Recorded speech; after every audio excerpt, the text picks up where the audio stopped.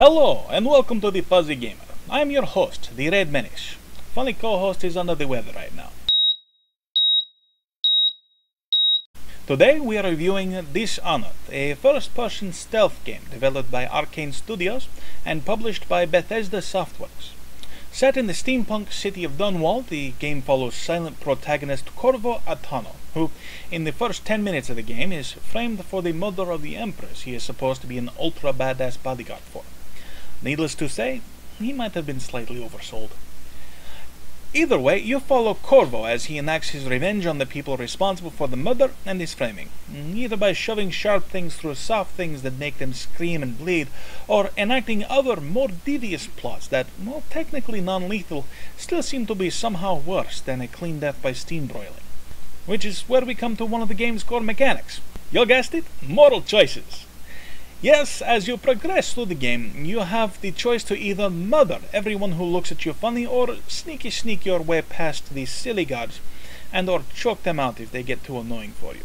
If you choose one way, the game ends in a certain fashion, and if you choose another way, the game ends in another fashion.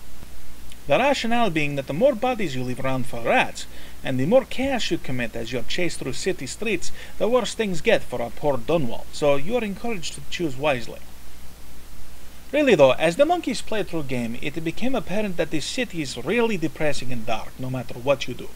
I mean, what with there being a horrible plague carried by rats who are more intelligent and bigger than normal rats, technological innovation being used to suppress and put down the common man, and the high society getting more and more decadent, it almost reminds me of home. Visually, the game was very pretty, with the sunlight and semi-happiness of the good path shining through properly, and the storm clouds of the dark path making everything sufficiently oppressive. The look of the game leans more towards stylistic animation than photorealism, which I do enjoy, and it definitely has its own flavor. Gameplay-wise, the controls are very tight and responsive. The keys are completely rebindable, and the options menu is everything a PC gamer could hope for in this day and age. As you progress through the game, you get superpowers from some sort of dark god type person who just thinks you're the bee's knees. But you don't care if it's dated, it's my show. I can say what I want, which honestly creeped me out a bit, feeling that the fluff journals of anyone who came into contact with or worshipped this being did nothing to dispel. The powers are your usual Jedi knockoffs, jumping really high, moving really fast, seeing through walls, stopping time, all that fun stuff, and they really made for the job of sneaking around a lot easier, as well as opening up your options as far as the missions went.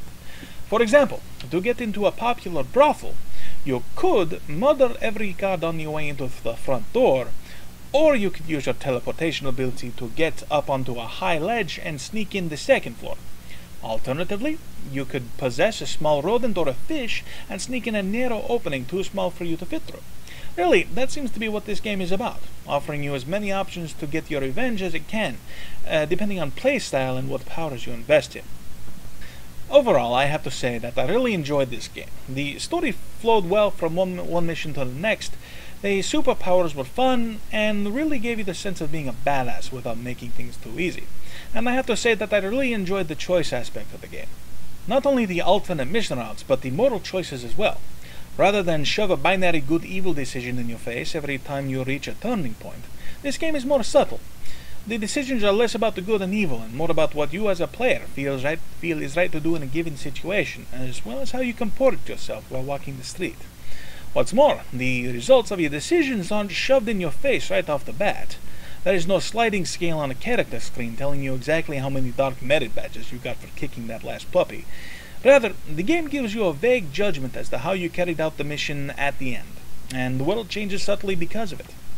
So, there you have it, Dishonored, a game that enjoys giving you the choice of exactly how to go about getting your revenge. Personally, I've always been a fan of fire, with a side order of caustic chemicals. This has been the Fuzzy Gamer, and I am the Red Menace. Red Menace, out.